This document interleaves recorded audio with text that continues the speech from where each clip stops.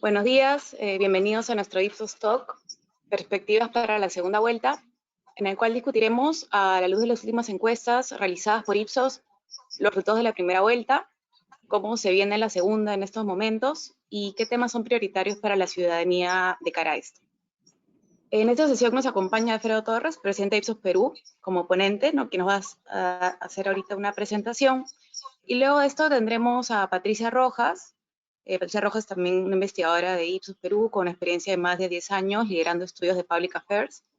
Y a Guillermo Lolli, también otro investigador de Ipsos Perú, con una experiencia de más de 20 años liderando estudios de opinión pública y los estudios electorales que realizamos, comentando los resultados de estos estudios que hemos venido trabajando estos últimos meses. Los dejo con Alfredo. Adelante, Alfredo. Bien.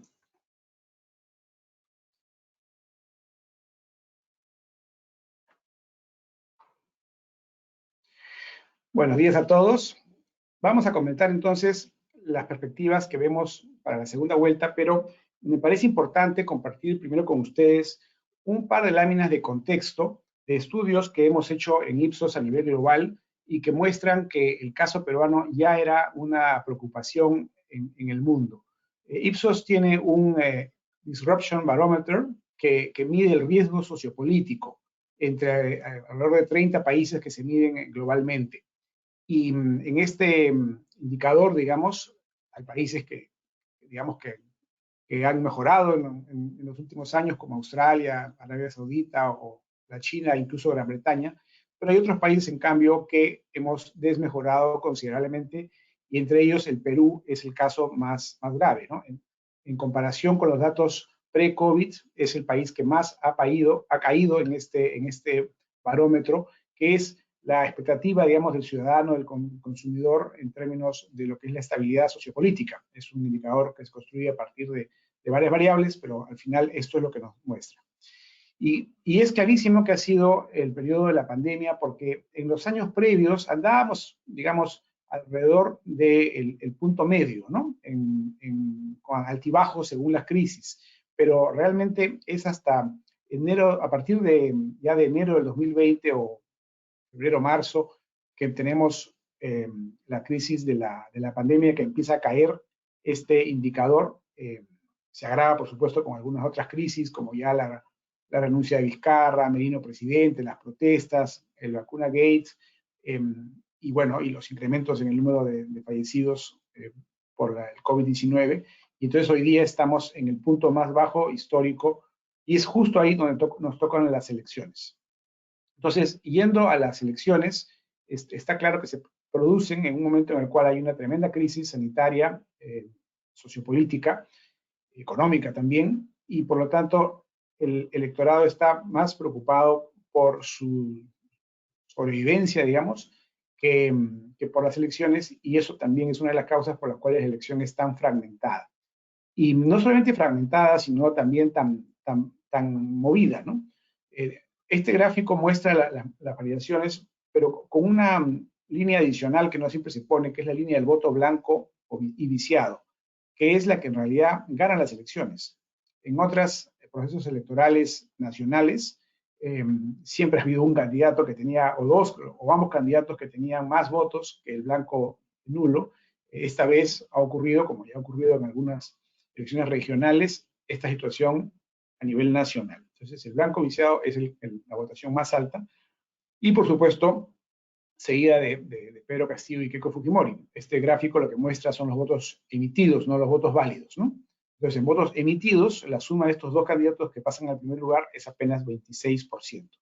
En todo caso, la evolución es la evolución que todos hemos visto, una campaña que en sus inicios estaba George Forsyth adelante, luego él cayó, pasó Johnny Lescano adelante, y ya en el último tramo de la campaña, los últimos 15 días, se observa la caída de Lescano, también la caída de Mendoza, que está en una posición, digamos, cercana, y la transferencia de todos esos votos, que son en su mayor parte de las zonas andinas o zonas de influencia andina, hacia Pedro Castillo. Pedro Castillo empieza a crecer, nosotros lo teníamos registrado ya desde mediados de marzo en el sector rural, empieza a crecer en la zona centro, la zona sur, la Sierra Norte, y llega al primer lugar pues en la última semana. El segundo lugar, en cambio, estuvo disputado hasta el último día, porque había una suerte de triple empate entre Keiko Fujimori, López Aliaga y Hernando de Soto. Finalmente, Fujimori pasó pues por unas décimas delante y pasó a la segunda vuelta. Bien. En todo caso, lo que sí es cierto es que esta elección, en comparación con las anteriores, es una elección donde el electorado votó disperso hasta el final, o sea, no se concentraron los votos. En otras elecciones, lo que ha pasado es que en el último tramo de la campaña, de alguna manera, el electorado se inclinaba por 2 o 3 candidatos y por eso los números eran bastante más altos. En esta última elección, como les decía, los dos primeros han obtenido apenas el 26% de los votos emitidos y 1/3 de los votos válidos. Esta fragmentación también se ha expresado en el Congreso. Tenemos 10 partidos que han pasado la valla y ninguno con una bancada importante, lo cual pues, va a ser claramente una fuente de inestabilidad. El Partido Perú Libre, que es el que obtuvo mayor número de curules, tiene 37, ¿no? Fuerza Popular tiene 24, alguno de los dos va a ser gobierno, pero para poder conformar gobierno estable necesitarían el apoyo de varios partidos más. No va a bastar con que le apoyen 2 o 3 partidos, ¿no? Por ejemplo, si Fuerza Popular pasara al gobierno y forjase una alianza con Renovación, que tiene 13 congresistas, y Avanza País, que tiene 7, sumaría 44. Y para tener mayoría se requiere 66. Entonces estamos hablando de gobiernos minoritarios de todas maneras, ¿no? Igual podría pasar si ocurre que Perú Libre gana las elecciones, quizá pues haga alianza con Juntos por el Perú, igual no le alcanza, quedaría, ¿no? muy lejos, ¿no? Con 41, 42 parlamentarios. Podemos especular después qué ocurriría en una situación así, pero vamos a seguir con la secuencia, que es hablar primero del resultado posible de las elecciones. Lo que está claro es que la crisis de los partidos también se ha visto reflejada en el voto preferencial. Los votos con los cuales fueron elegidos en su momento, bueno, Keiko Fujimori en el 2006, ¿no? Y luego Kenji Fujimori, Daniel Urresti, eran cifras pues que andaban alrededor del medio millón de votos. Ahora apenas hay un par de candidatos que han obtenido más de 100.000. Los 5 más votados suman, digamos, menos que lo que consiguió Urresti un año antes, ¿no? como referencia. Yendo a la segunda vuelta, que es lo que más nos interesa. La encuesta que nosotros publicamos hace ya más de una semana, fuimos la primera encuestadora publicó resultados de segunda vuelta, nos dieron este resultado, ¿no? Pedro Castillo 42, Keiko Fujimori 31. Después han salido varias otras encuestas de otras entidades confirmando la tendencia, ¿no? Castillo adelante, hoy salió Datum en Perú 21, cuestión, y los números son parecidos a estos en el sentido de que hay una ventaja importante para Pedro Castillo, pero en el caso de Datum ya se ve un acortamiento, una reducción de la distancia en comparación con su medición previa. No tanto porque, digamos, haya perdido Castillo, sino porque la gente que está votando blanco o nulo empieza a tomar partido y en el caso de la encuesta de Datum es un poco más a favor de Keiko Fujimori. Lo que estaba claro en la encuesta que hicimos, como les decía, hace más de una semana, es que hay todavía mucha gente que no ha tomado una decisión definitiva, que podría, digamos, cambiar su voto o tomar la decisión pues, en el futuro. Pero algunos de los resultados que presenta ya esa encuesta y que confirman las encuestas que se han hecho posteriormente son, digamos, muestran una división del país que es preocupante, ¿no? Una diferencia, por ejemplo, muy importante por niveles socioeconómicos. En el nivel A, la mayoría vota por Keiko Fujimori por amplio margen. En los niveles B y C también ganaría ella, aunque por margen más ajustado. En los niveles D y E gana Pedro Castillo cómodamente. Entonces, este contraste socioeconómico es algo que, digamos, debería preocuparnos. Y debería preocuparnos porque el Perú es un país de contrastes, ¿no? En Lima, la mayor parte de la población, forma parte de los niveles A, B y C, ¿no? Casi 3/4 de la población es clase media emergente, clase media tradicional, ¿no? Clase media alta, como quieran llamarlo, pero digamos son sectores que están en una mejor situación socioeconómica. Mientras que cuando vamos al interior, a poblaciones más pequeñas o digamos incluso la población rural, lo que ocurre es todo lo contrario, ¿no? La mayor parte forma parte de los sectores populares, los niveles D y E. Entonces acá hay una visión, digamos, diferente en Lima y en el interior que tiene en parte su origen en estas diferencias sociales, ¿no? Entonces la candidatura, la campaña de Castillo, pues se construye también sobre este contraste. Y cuando vamos al análisis por regiones encontramos lo mismo, ¿no? Keiko Fujimori con una buena diferencia a su favor en Lima, pero Pedro Castillo con un gran margen a su favor en el interior del país, ¿no? Tanto en la zona urbana como sobre todo en la zona rural. Cuando hacemos un análisis por macroregiones, encontramos lo mismo. En el caso de Lima, por supuesto, Keiko adelante, en el resto de regiones, Pedro Castillo con un gran margen. En algunas regiones, como en el centro del Perú e incluso en el sur, los márgenes ya son muy elevados como para pensar que se puedan revertir. En otras regiones, como el norte o el oriente, todavía hay una posibilidad de que esto se revierta.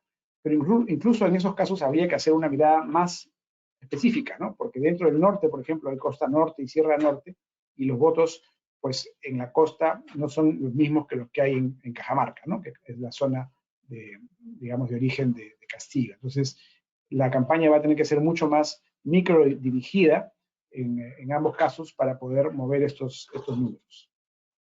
Y el mapa del Perú, en todo caso, es claro en el sentido de que Lima y el norte son las regiones más importantes, ¿no? Más del 50% de los electores está ahí. Hay también un bolsón en el extranjero, que vamos a ver cuántos llegan a votar efectivamente. Pero eso no lo medimos en las encuestas que hacemos regularmente en el Perú. Solamente lo medimos el día de las elecciones con los conteos rápidos, pero digamos, en la primera vuelta hubo más votos para Fujimori que para Castillo en ese distrito electoral. Esta es otra manera de mirar los cuadros que también me parece interesante que conozcan. Y es de dónde vienen los votos de cada candidato, ¿no? Entonces, en el caso de Castillo, si bien él es el líder en el ámbito rural, como el ámbito rural forma parte de apenas del 20% del Perú, su mayor parte de votos son urbanos.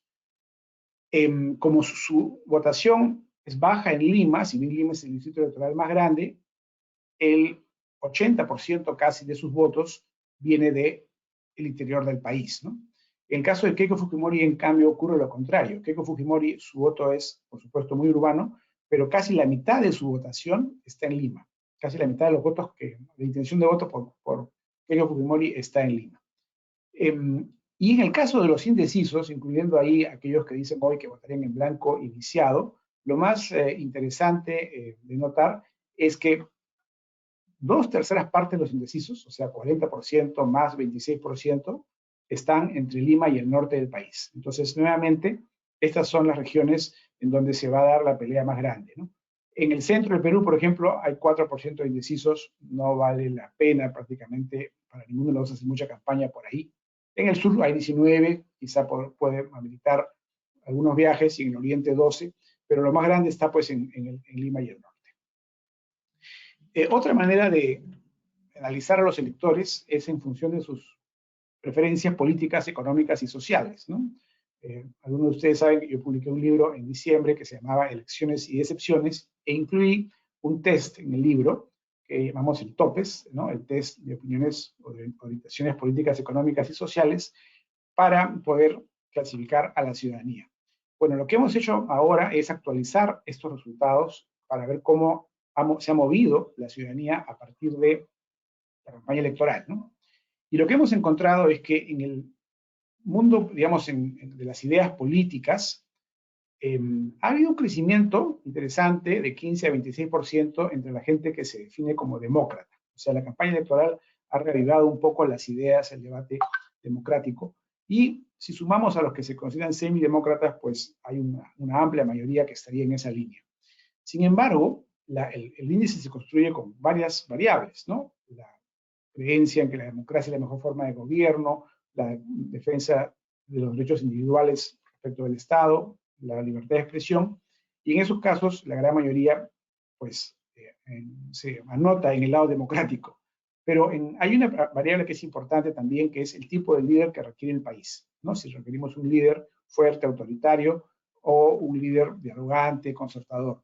Y ahí sí hay una demanda mayor por un liderazgo fuerte. Entonces, diríamos que en resumen, la mayoría de los peruanos apoya la democracia, pero con un liderazgo que se haga respetar. En el ámbito económico, que supongo les interesa a muchos de los aquí presentes en la reunión, es interesante porque las ideas de libre mercado son mayoritarias respecto de las ideas más controlistas, estatistas, pero no abrumadoramente mayoritarias. O sea, prácticamente de cada 5 personas, 3 son partidarias de economía de mercado y 2 partidarias de un mayor estatismo, digamos, ¿no? En este indicador medimos la propiedad de las empresas, cómo deben ser las empresas. Por supuesto, en el lado controlista o estatista, creen que la mayoría de las empresas deberían ser estatales. La determinación de precios, si deben ser libre, ¿no?, oferta y demanda, o deben ser controlados por el Estado. En la legislación laboral, la legislación ambiental. Y en esos casos lo que vemos es que la gran mayoría en realidad se ubica al centro, ¿no? Si queremos polarizar, les decía, un poco más libre mercado de controlistas, pero en realidad liberales completos en materia económica, 14% son muy pocos. La mayoría está en posiciones intermedias, que podríamos resumir en que quieren una economía de mercado muy regulada.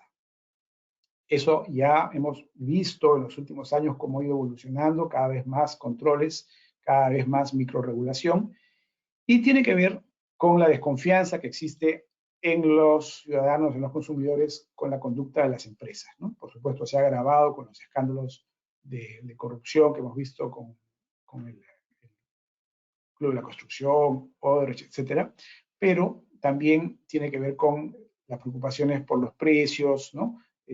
Por los oligopolios, por el mal servicio de algunas empresas, digamos, que vienen servicios públicos como la telefonía, etcétera. Entonces, hay una demanda por control, libre mercado muy regulado. Y finalmente, en el ámbito social, aquí sí nos distanciamos un poco del resto del mundo, porque también la tendencia controlista se da en otros lados. Acá en el Perú, la mayoría es conservadora. Y eso no solamente no ha disminuido, sino que ha aumentado como consecuencia de la campaña electoral. Algunos de los candidatos elaboraban estas banderas, y entonces hoy día tenemos una mayoría bastante amplia que es conservadora, o por lo menos semiconservadora, en temas como el aborto, la marihuana, el matrimonio igualitario, la migración, ¿no? Y en general otros temas vinculados, como puede ser, por ejemplo, el enfoque de género, ¿no?, que también está en este ámbito de lo conservador versus lo liberal.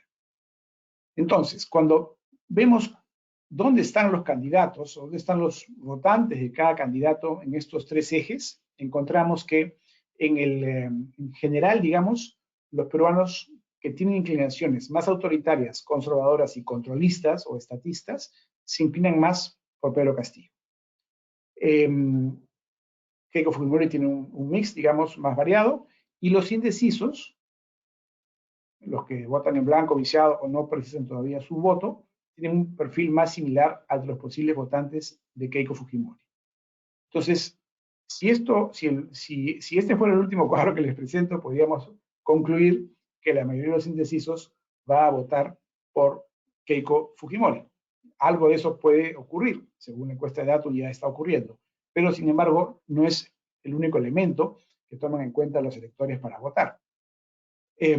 Hay otros elementos que afectan al voto, que influyen en el voto, ¿no? Y uno de ellos es el antivoto. O sea, hay un sentimiento anti-Keiko muy fuerte en el 55% del electorado, según esta encuesta.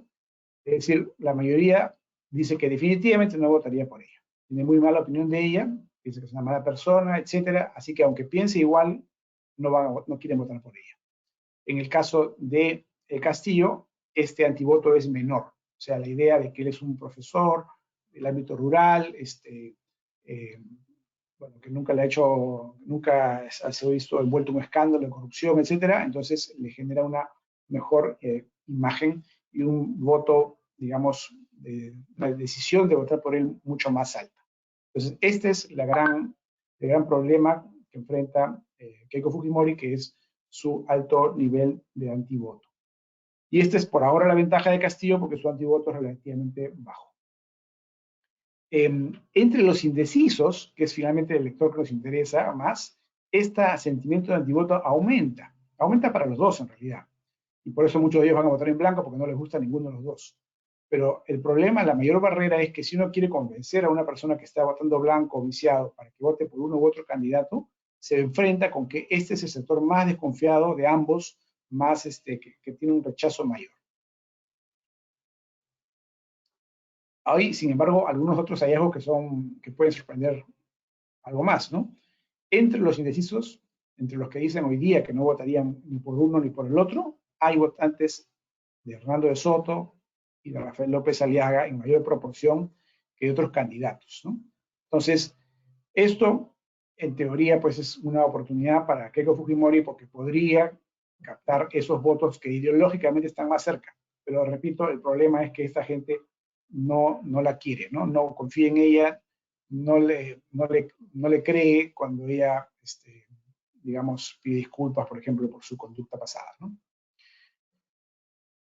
Otro ámbito en el cual tienen que trabajar los candidatos es el de la oferta de propuestas, ¿no? De política, ¿no? Y aquí entonces lo que tenemos que entender es qué le preocupa más a la gente. En el Perú ha habido épocas en las cuales, si retrocedemos al padre Alberto Fujimori, lo que le preocupaba a la gente era el terrorismo y la inflación. Esos eran los problemas del país en el año 90, ¿no? Después, cuando se acabó el terrorismo y se acabó la inflación, la preocupación empezó a ser pues el empleo, ¿no? Eso es un poco la campaña de Toledo. Incluso García en esa época eran las preocupaciones mayores. Cuando ya la situación económica del país mejoró, la preocupación pasó a ser la seguridad ciudadana, ¿no? Y finalmente con los escándalos de los últimos años, la corrupción. Pues bien, ahora el problema número uno es la pandemia. La gente está muy preocupada por la pandemia y en consecuencia, por más que ya el gobierno de Sagasti está haciendo avances importantes con la compra de vacunas y aumentando ya el ritmo de vacunación, la gente sigue pensando que lo más importante que tiene que hacer el próximo gobierno es luchar contra la pandemia, ¿no? En segundo lugar, aparece el tema de la corrupción y luego, en menciones, digamos, más o menos parejas, la pobreza, la delincuencia, la generación de empleo. Esto es con una pregunta donde le pedimos una sola respuesta, ¿no? ¿Cuál es el principal problema que debería tener el próximo presidente? Y acá, lo interesante es que recuerden que Castillo tiene más de 10 puntos de intención de voto de ventaja sobre Keiko Fujimori. Entonces, naturalmente, también gana en la mayoría o en todos estos temas como el candidato que le parece el mejor para enfrentar los problemas, porque es una pregunta que está muy vinculada a la intención de voto en su respuesta. Sin embargo, hay aspectos en donde las diferencias son menores y otros donde son mayores, ¿no? En el tema de la pandemia, por ejemplo, están muy parejos. En el tema de la corrupción, claramente Castillo muy por encima de Keiko porque ella es percibida como corrupta, ¿no? En el tema de la pobreza, la delincuencia, también hay una buena ventaja para Castillo. En el tema del empleo, un poco más disputado. Pero lo más importante acá, en todo caso, es ver entre los indecisos qué candidato podría capitalizar mejor cada tema. Y lo que hemos encontrado, analizando solo los indecisos, es que Keiko Fujimori supera a Castillo en el problema más importante, que es la lucha contra la pandemia. O sea, para los indecisos, ella es percibida como mejor. El mejor es este lado, ¿no? Y el peor es este. Entonces, acá hay una posibilidad para ella que eventualmente debería extenderse a la gestión pública de salud y en general a la gestión pública, que es una de las cosas que más frustración generan en la ciudadanía, ¿no? El mal desempeño del Estado. Y también tiene una oportunidad, aunque aquí todavía Castillo está adelante, en materia de generación de empleo, si es que ella logra explicar mejor que Castillo cómo se genera el empleo, porque a nivel general todavía Castillo la supera. Está En materia de corrupción no hay nada que hacer, Castillo es clarísimamente percibido como mejor, y también en el tema de reducción de la pobreza o lucha contra la delincuencia, entre los indecisos también Castillo supera.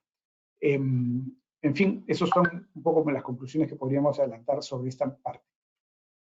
Otro elemento que es muy importante tener en cuenta es que en esta elección hay una gran demanda de cambio. La gente está muy descontenta con la situación que vive el país, parte por la pandemia, por supuesto, pero también por el desempeño de los políticos de los últimos años. Entonces hay una gran demanda de cambio.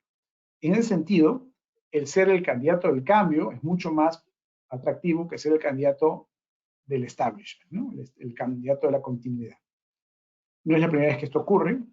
En el año 90, Alberto Fujimori era el candidato del cambio, además su partido se llamaba Cambio 90, y Vargas Llosa, que empezó siendo el candidato del cambio, terminó siendo percibido como el candidato del establishment, en parte por su alianza con Belaúnde y Bedoya, y como sabemos ganó Alberto Fujimori. Entonces la idea del cambio es muy importante en épocas de crisis.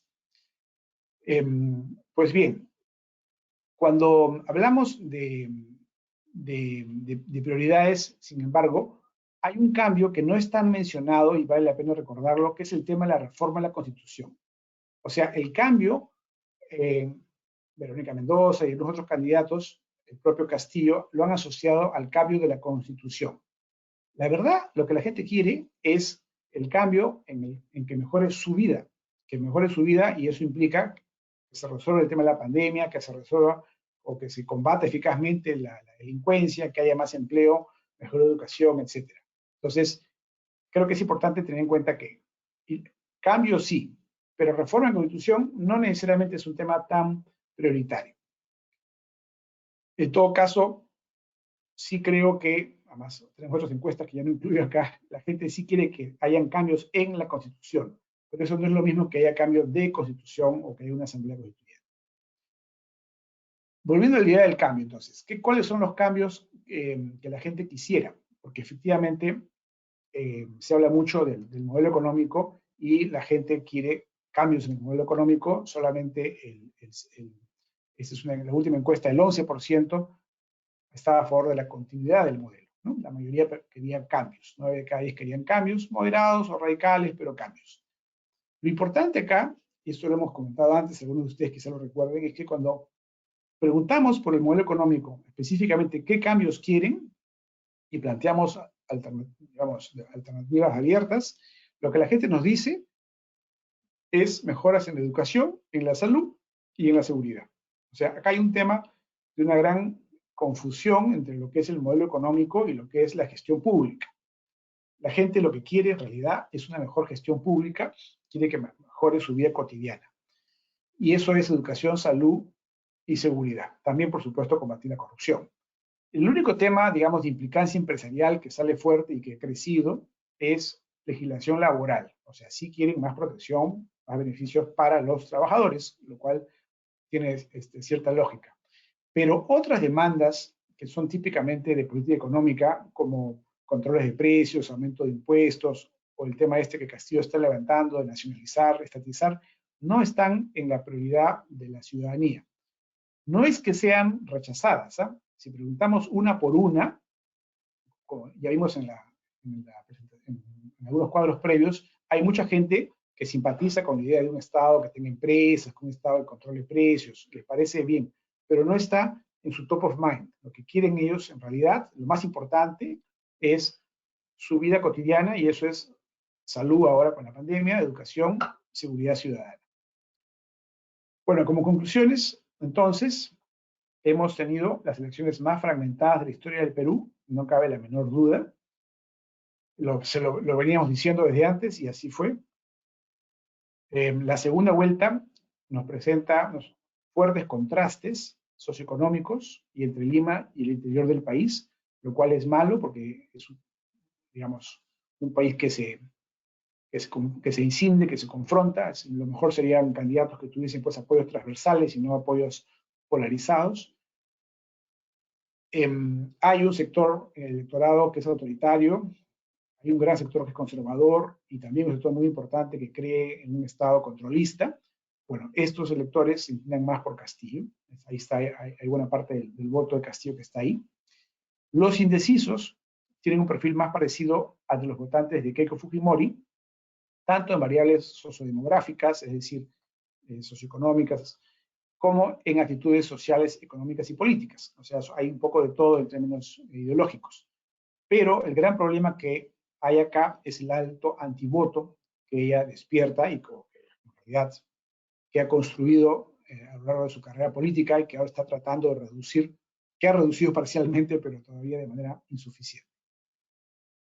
Los principales problemas que los peruanos creen que el nuevo gobierno debería enfrentar, clarísimamente la lucha contra la pandemia es el número uno, y también aparecen la corrupción, que es un problema que se ha agravado mucho en los últimos 5 años, digamos, o por lo menos ha aflorado, se ha hecho más evidente, la reducción de la pobreza, la delincuencia y la generación de empleo. El problema, yo sé paso con la generación de empleo, es que no todos entienden bien cómo se genera el empleo en el Perú, es parte del problema. Por último, que Castillo tiene una imagen más sólida en la lucha contra la corrupción y la delincuencia. En cambio, la oportunidad para Keiko estaría en posicionarse como la mejor para luchar contra la pandemia e impulsar la recuperación económica. Lo de la pandemia un poco ya lo tiene, porque además en el plan de gobierno de Castillo no había una línea sobre la pandemia. En cambio, el tema de la recuperación económica no está tan claro porque, como decía, la gente no entiende bien cómo se genera el empleo y ahí Castillo todavía tiene ventaja en algunos casos. Yo sé de paso también Castillo la ventaja a Fujimori en educación, simplemente por el hecho de ser profesor, ¿no? En cuanto a los cambios, la reforma de la Constitución no es un tema prioritario, pero la mayoría cree que, digamos, eso sí son importantes hacer muchos cambios, ¿no? Entonces, no creo que sea un factor en la votación para la segunda vuelta, pero de ganar Castillo sí podría activar el tema de la reforma de la Constitución como el canal, ¿no?, para lograr los cambios que la sociedad demanda, ¿no? Pero en realidad los cambios que la sociedad demanda son mucho más concretos, son cambios en la gestión pública. O sea, realmente el gran desafío que tiene el Perú, y ojalá lo entendieran los candidatos, es que el Estado funcione mejor, no solamente el gobierno central, sino, yo sé de paso, los gobiernos regionales, que funcionan muy mal, en materia de gestión pública de la educación, la salud y la seguridad ciudadana.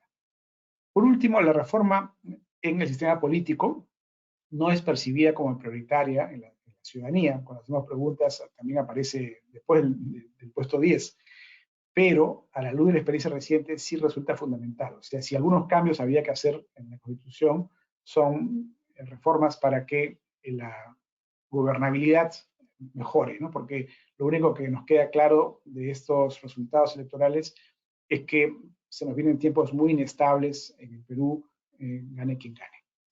Muchas gracias. Muchas gracias, Alfredo. Súper interesante todo lo que has presentado.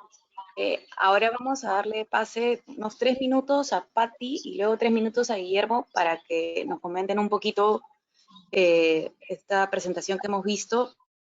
Les recordamos que pueden poner sus preguntas, ya varios están poniendo algunas preguntas que luego de estos 6 minutos de Patti y Guillermo vamos a pasar a responder algunas, ¿no? Así que por favor, cualquier duda o reflexión que vaya surgiendo, siéntase libres de ponerlo en el chat del webinar. Gracias. Entonces, Patti, tienes 3 minutos para comentarnos tus impresiones. Gracias, Lucía. Es súper interesante la presentación de Alfredo. Y de hecho, quería centrar mis reflexiones justamente en un tema central que ha tocado Alfredo durante su presentación, que tiene que ver con el mundo de los indecisos, que hemos podido ver que también hay varias preguntas al respecto. Y de hecho, como bien dijo Alfredo, el grupo de indecisos es el que se parece más al perfil de los votantes de Keiko, tanto en variables sociodemográficas como en variables de preferencias políticas, sociales y económicas. Sin embargo, justamente es en este grupo donde encontramos el mayor antivoto hacia ambos candidatos, pero un poco más hacia Keiko. Lo que hemos estado viendo en estos días, de hecho, en una encuesta que se ha publicado hoy de Datu, es que los indecisos han empezado a migrar su voto hacia Keiko principalmente. Quizás esta campaña que ha desarrollado con el tema relacionado con el miedo y a un sistema comunista ha calado. Sin embargo, creo que esta campaña tiene un techo en este mundo de votantes. Pues hay un nivel también alto de incredulidad, de desconfianza hacia la clase política, de desconfianza hacia sus propuestas, tanto como las de Castillo también. Entonces, ¿cómo hacemos ahí para poder construir confianza que finalmente es la reputación, es el beneficio que nos dan de la duda, es la legitimidad que tenemos para actuar ante diversas audiencias, ¿no?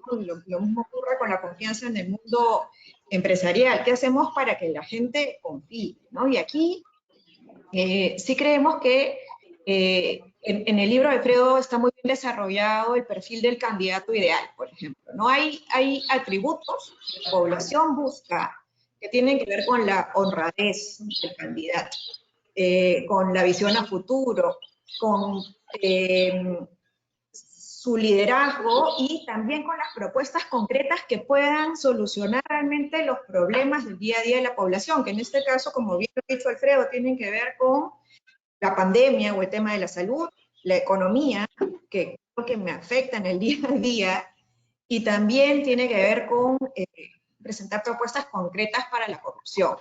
Entonces, quizás los mensajes de los candidatos, sobre todo por el lado de Fujimori, tienen que estar orientados también a pedir perdón, o sincero, pero que no necesariamente sea el colofón de determinadas entrevistas televisivas, sino es que realmente sea un tema que esta candidata le dé la relevancia real sobre lo que están esperando escuchar los electores. Y en ese sentido, como también hay desconfianza, puede salir a pedir perdón, pero la gente va a decir, ¿por qué le tengo que creer? Entonces tiene que tener un equipo técnico detrás, lo suficientemente reconocido y respetado como para que la población, para que dé garantías sobre este perdón que podría pedir. Por el lado de, ¿sí? Por el lado de Pedro Castillo, bueno, ha empezado a tu tiempo. Nada, lo que finalmente, ya para terminar, creo que ambos candidatos tienen que poner en sus discursos el respeto a las instituciones democráticas, que es un tema que preocupa sobremanera a la población, y no importa el nivel socioeconómico, es un tema que realmente la población ya está, necesita tener garantías en ese sentido, ¿no? Generar confianza en la población y mostrar planes concretos y ejecutables y creíbles sobre la lucha contra la pandemia y la crisis económica que estamos viviendo. Eso es. Con eso termino mi intervención de esta parte.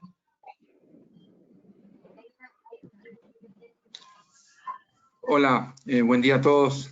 Gracias, Lucía. Pati. Gracias, Memo. por la presentación.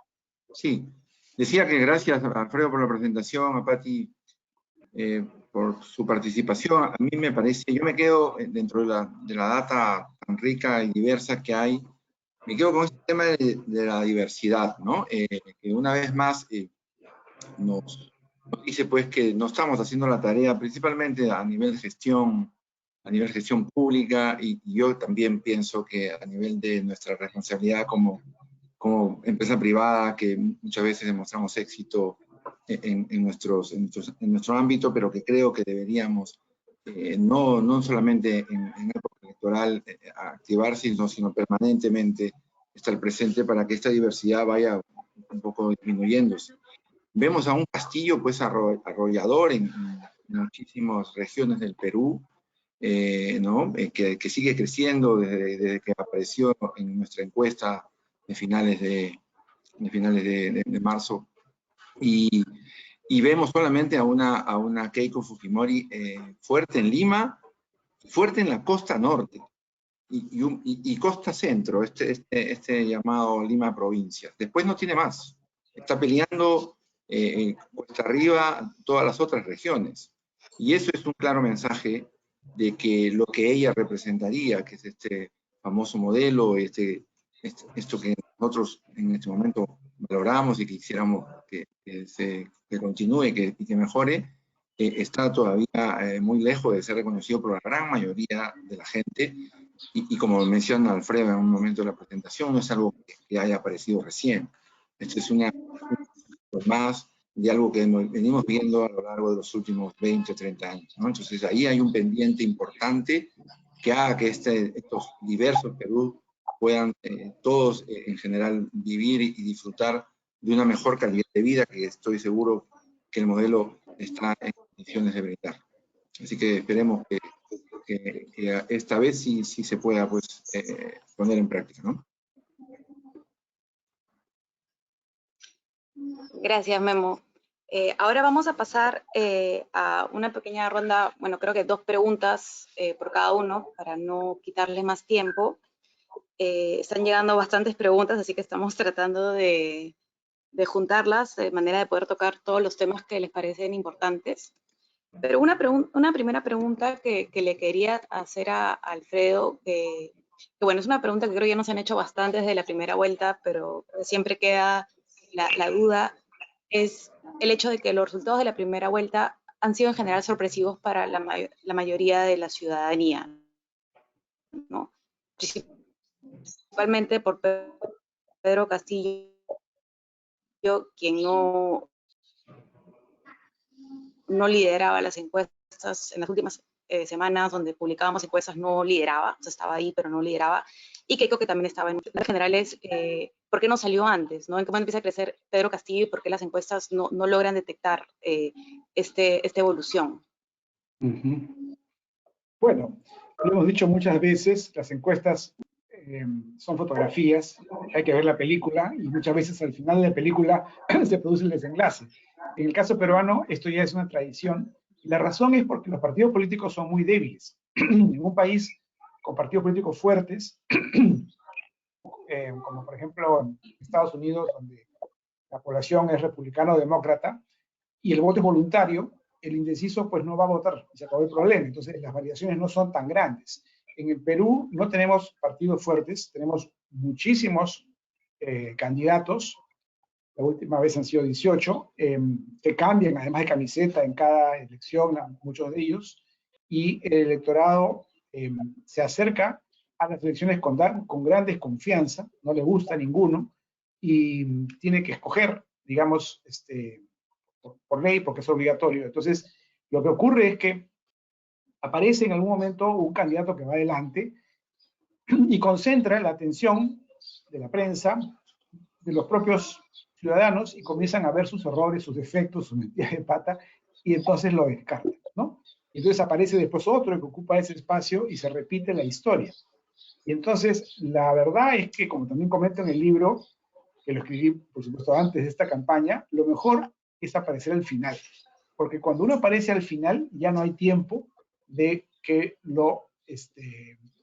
digamos, de meter la pata, ¿no? Entonces, y además hay una sensación a veces en algunos electores de que el que está atropellando por algo será, y entonces se suman a ese caballo, ¿no? Encuestan a ese caballo. Entonces, eso es lo que ha pasado con Castillo. Castillo ya estaba en las encuestas, como les he comentado, en el ámbito rural, pero el ámbito rural es el 20% del Perú, entonces no pesaba tanto a nivel nacional. Llegaba a un 5%, ya sabíamos que pasaba la valla, pero nadie pensaba en febrero, digamos, que iba a avanzar tanto. Pero los errores del Lescano y de Mendoza, errores políticos, ¿no? Por ejemplo, Mendoza tiene una defensa del enfoque de género, ¿no? Con la cual muchos podemos estar de acuerdo, pero en la población andina, donde ella tenía sus votos, esa idea de que ella estaba de acuerdo con que hombre con hombre se puedan casar, les parecía atroz. Entonces, pierde el voto del sector tradicional, conservador, andino, por ideas demasiado progresistas, ¿no? En el caso de Lescano, que tenía un discurso mucho más alineado con lo que la mayoría creía, más populista, sin embargo, no dejaba de ser un político tradicional. Una persona que había estado en el Congreso casi 20 años, era muy fácil atacar por ese lado, y entonces esa idea de que era un político tradicional no iba con la idea de cambio, entonces empezó a perder. Entonces, esas son circunstancias que permiten que Castillo avance hacia el final.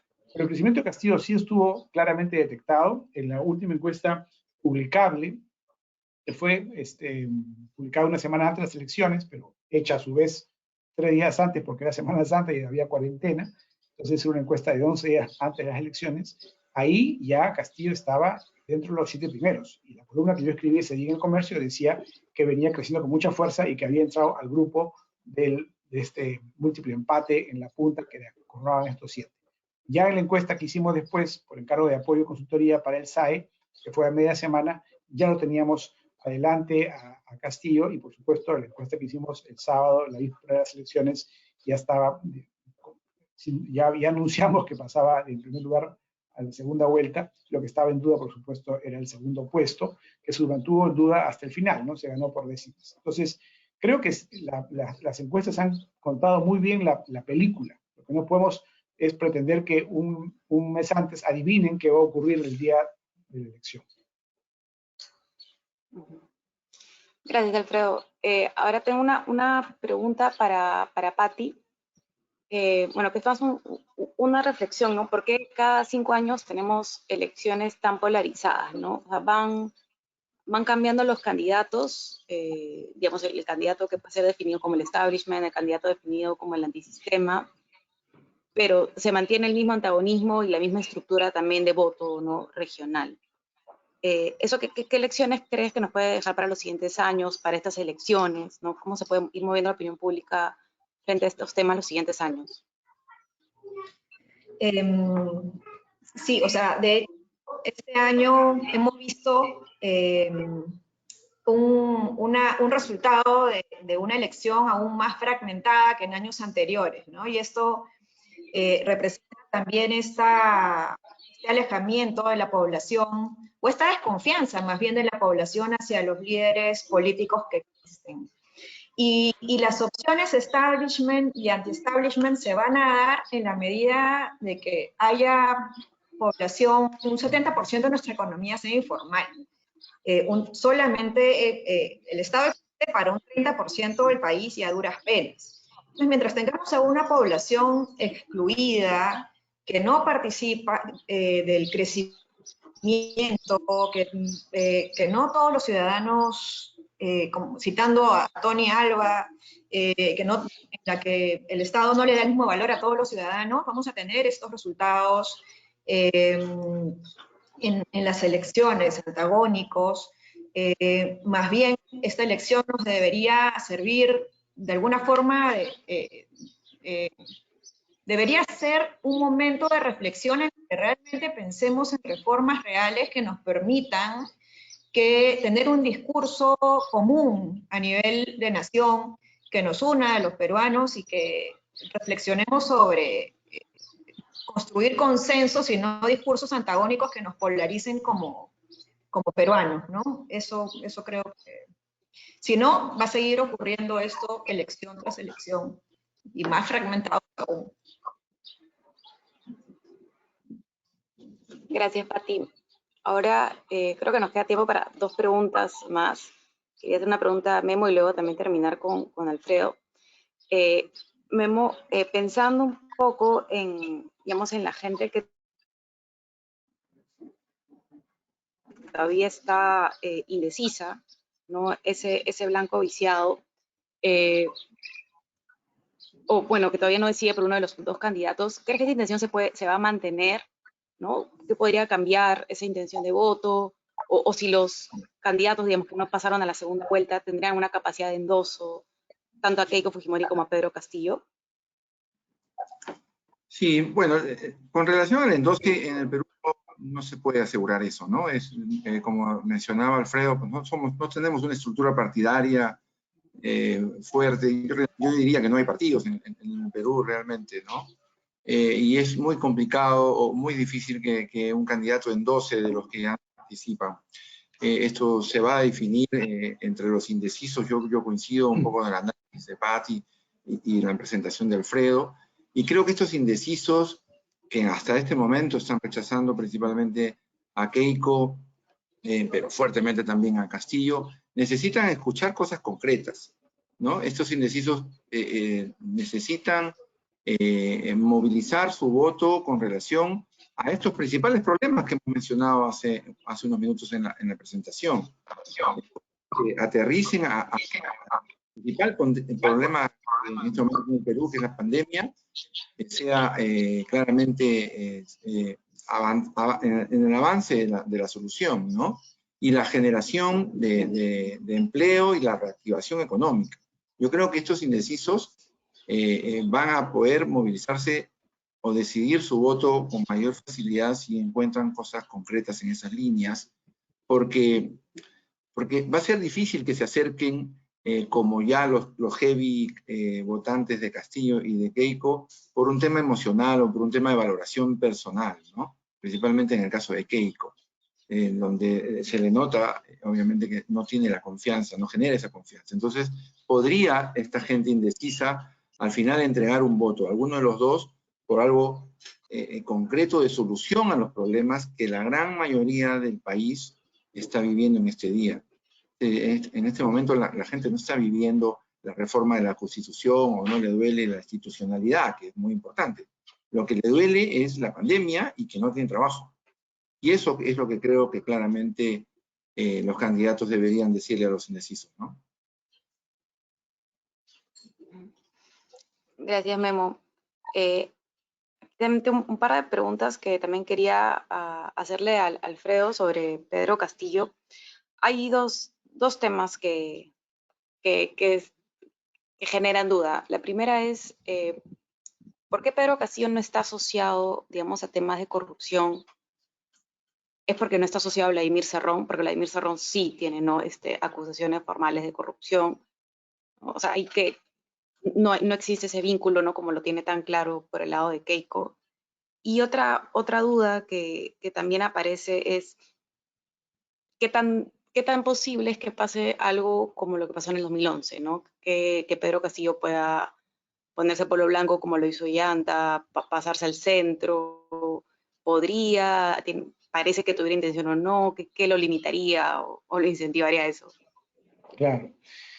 Bueno, Castillo es un profesor de un colegio rural, entonces lo acompaña la imagen de buen profesor y casi diría de buen pastor, porque ha sido, recuerda mucho su actividad como rondero, como persona de campo, ¿no? Entonces, él ha construido una imagen muy pura. Y por supuesto, Cerrón es el malo, ¿no? Cerrón sí está vinculado a casos de corrupción, el partido, él mismo como gobernador, etcétera. Algunos lectores, muchos votantes de Castillo, lo diferencian así. Bueno, de repente Cerrón es el malo, pero Castillo es bueno. Entonces, mientras no aparezca nada muy concreto contra Castillo, esa imagen va a continuar, ¿no? En el caso de Keiko Fujimori es al revés. Ella es la que trae la mochila pesada, además del partido. Entonces, es más fácil ser anti-Keiko que ser anti-Castillo por el tema de la imagen de corrupción que la tiene pues Cerrón y no Castillo. En el otro tema, el del polo blanco y el polo rojo, la verdad, en el caso de Humala fue una transformación real que tomó varios años, ¿no? Ya para el 2011 estaba claro que estaba mucho más cerca de Lula que de Chávez. En el 2006 era Chávez, 2011 era Lula. La campaña, además, ya sabemos ahora, fue financiada por los brasileros, ¿no? Había habido viajes a Brasil, acercamientos múltiples con el gobierno de Lula, entonces era otro el enfoque, y de hecho cuando Vargas conversa con Humala y finalmente decide darle su apoyo es porque se da cuenta de eso. Ahora Vargas se ha dado cuenta en el primer momento de que esto es absolutamente imposible porque Castillo no tiene esa capacidad para moverse al lado, digamos, moderado, porque todo su entorno, todo lo que él ha hecho en su vida es extremadamente radical. Por razones tácticas, él por ratos hace mensajes, ¿no? En algunas entrevistas, hacia que aparenta una moderación, pero inmediatamente después se va a una plaza pública y vuelve al discurso radical. ¿Por qué? Porque sus bases son extremadamente radicales, tanto en Perú Libre como en el Movadef, que es el aliado de Perú Libre, que apoya a Cerrón. El planteamiento, pues, está en el plan de gobierno, ¿no? Es marxista-leninista y lo que quieren es un cambio radical. Entonces, puede ser que en algunos discursos haya un mensaje un poco más moderado, puede ser que alguna gente le crea, pero no hay ninguna razón real para pensar que este cambio tendría sustancia, como fue el caso de Humala. En el caso de Castillo, no tiene él en su partido, en la gente que lo acompaña, en sus discursos hasta hace una semana, nada que nos haga pensar que él se puede mover.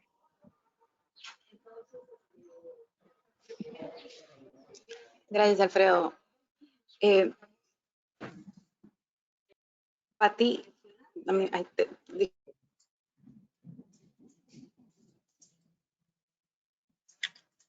se ha colgado. Sí, la perdimos a Lucy, ¿no? Disculpen, pero hay un montón de preguntas. Pati, también, una de las preguntas también que está por ahí es la primera vuelta, que parece que sí, y si estos debates, ¿no? Bueno, que va a ser el jurado, este debate, pues que supuestamente va a suceder mañana en Chota, ¿no? Que ha habido todo un careo y retos, idas y vueltas, podría tener también algún tipo de impacto positivo o negativo sobre las candidaturas.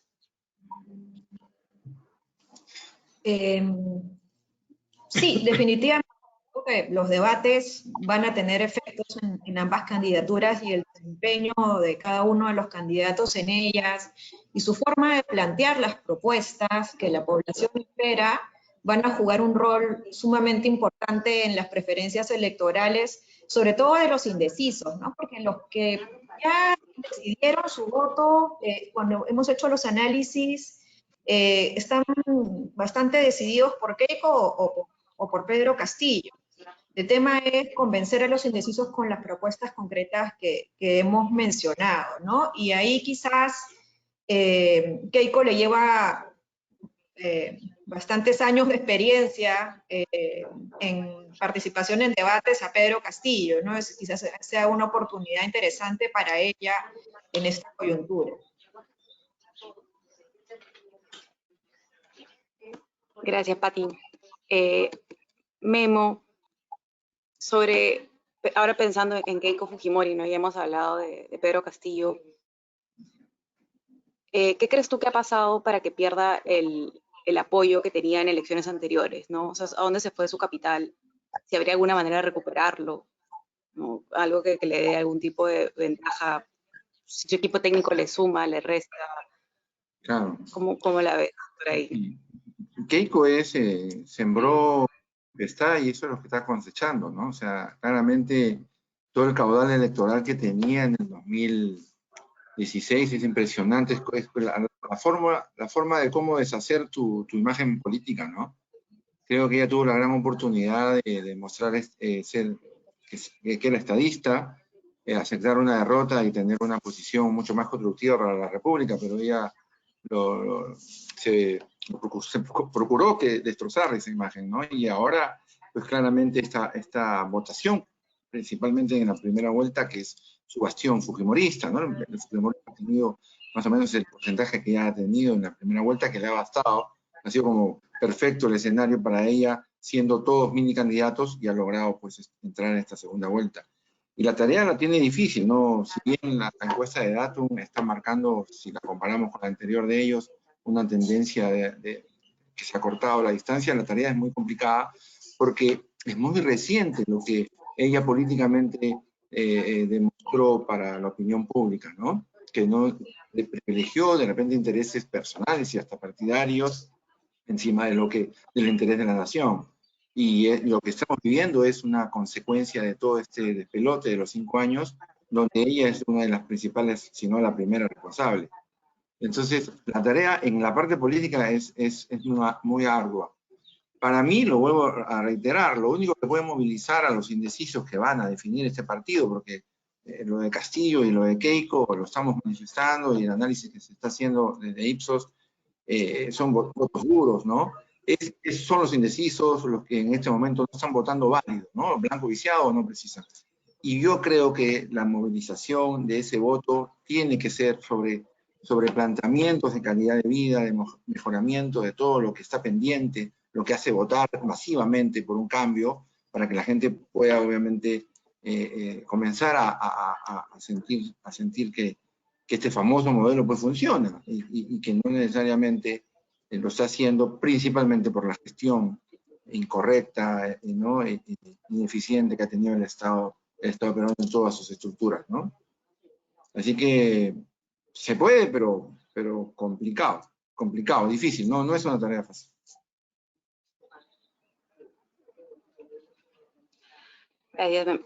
Bueno, ya para terminar, ya estamos en la hora, sí quisiera pedirles a cada uno un cierre de 1 minuto, empezando por ti, Alfredo, y además una última preguntita que por acá también ha estado rotando bastante, que es, ¿cuál es tu opinión sobre el rol que está tomando Hernando de Soto en estos momentos?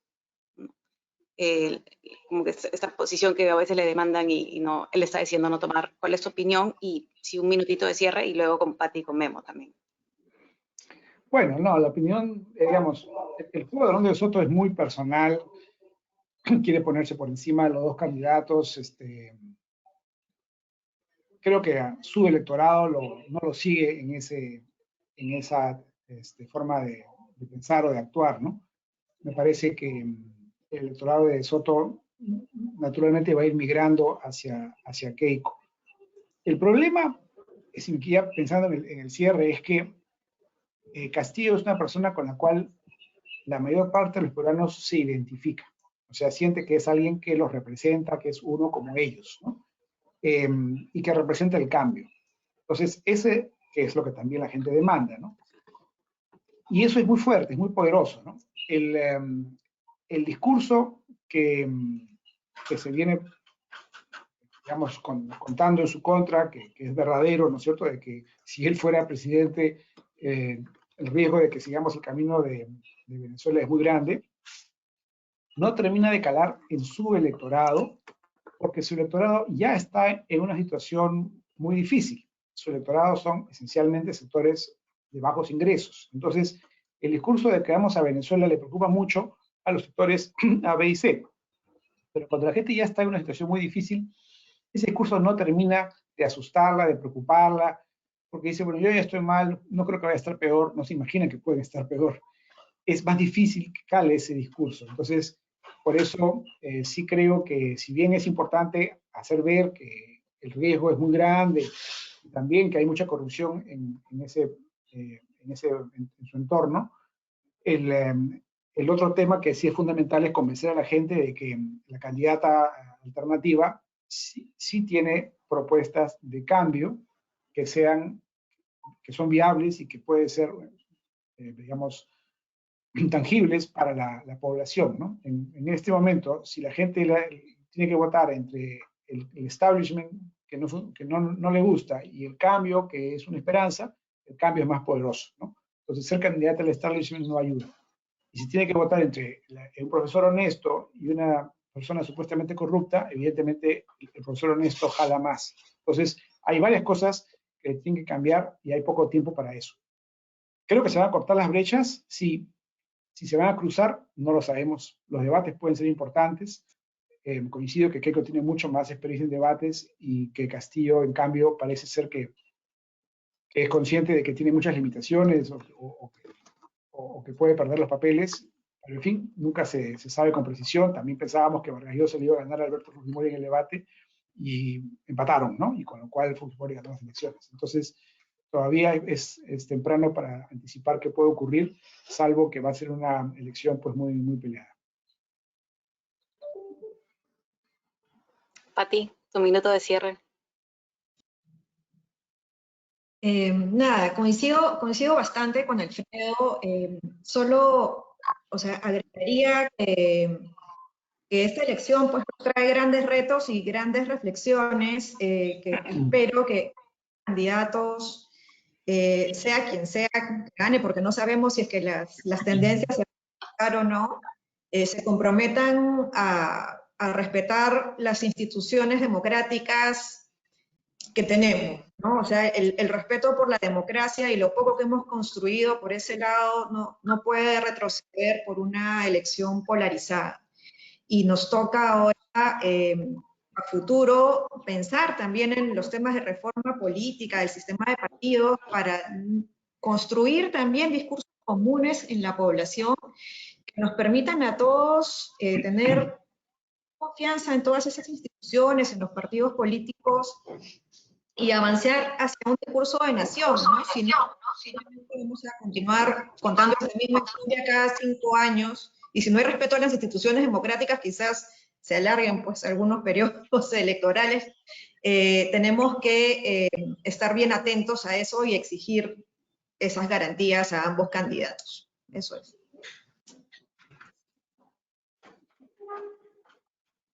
Memo. Sí, estaba congelado.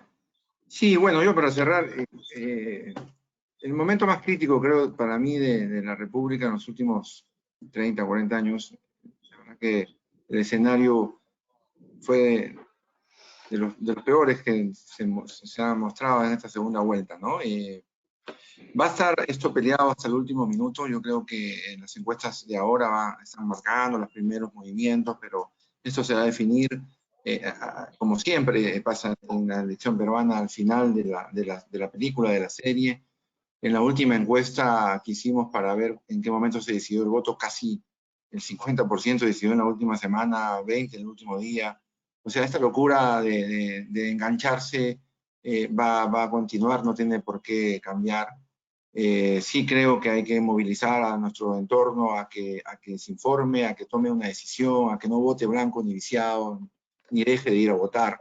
Me parece fundamental expresar nuestra participación porque la República está en juego y creo que necesita de todos los ciudadanos, de todos los grupos que somos parte de este país. Así que ojalá, vamos a ver qué viene. Bueno, muchas gracias Alfredo, Pati, Memo, muchas gracias a todos los que nos han acompañado. Les recordamos que esta presentación y el video va a estar colgado en nuestra página web y luego en nuestras redes sociales. Así que nada, creo que en las siguientes semanas y cómo vaya cambiando las intenciones de voto y las encuestas, vamos a ir viendo a qué nos perfilamos. Gracias, hasta luego. Gracias. Bye. Chao. Chao. Chao, chao.